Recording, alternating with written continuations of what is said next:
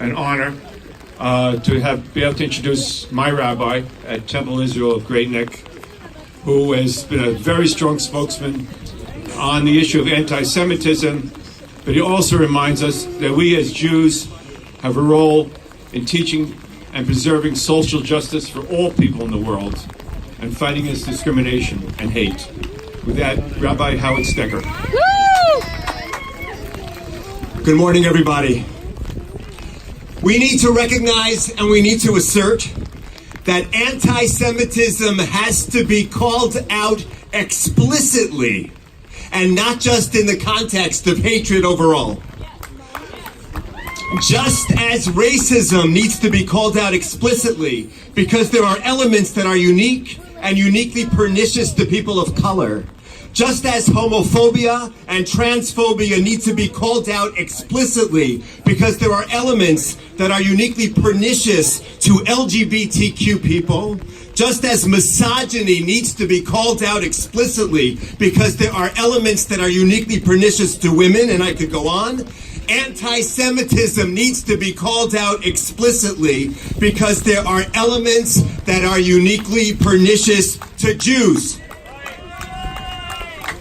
The renowned Israeli journalist Yossi Klein Halevi described anti-Semitism as follows: whatever is the worst thing imaginable, that is attributed to the Jews. If mucking up a distorted notion of racial purity is the worst thing you can imagine, you say the Jews are doing that. If heartlessly conquering a native people and imposing your will on them is the worst thing you can do, you say the Jews are the worst imperialist conquerors ever.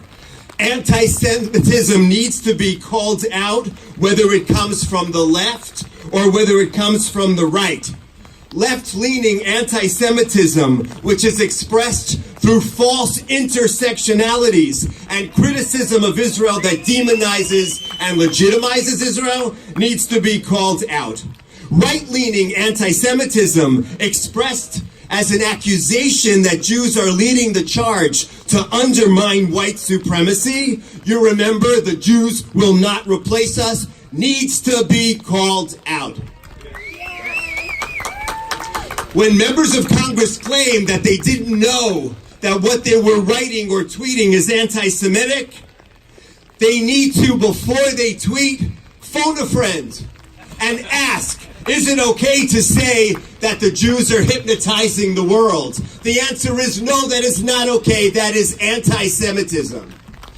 They need to phone a friend before they tweet the names of Jewish donors with dollar signs instead of S's in their names to understand that that is not okay. That is anti-Semitism. And I want to implore us, ladies and gentlemen, not to expend most of our energy debating whether it's worse on the left or worse on the right. I implore us not to expend our energy arguing with each other when we need to conserve our energy to fight hateful statements and actions that come from across the ideological and political spectrum. I want to conclude by saying the following. This great land of ours, this land of the United States of America, is so much better than this.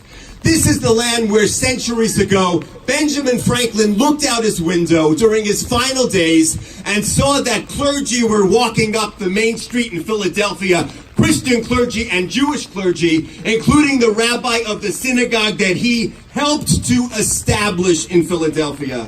This is the land where Abraham Joshua Heschel and Martin Luther King marched together to ensure that people would be judged based on the content of their character. This is the land where just this year, Jews and Muslims and Christians have supported one another when all of these communities have been the objects and victims of hate. So along with other forms of hatred which need to be called out explicitly, we name and call out and oppose anti-Semitism regardless of where it comes from, regardless of whatever twisted narrative is behind it, as we work to ensure that the United States of America will always be what it is meant to be, a place of liberty, and justice for all. Thank you. Thank you, Rabbi Stecker.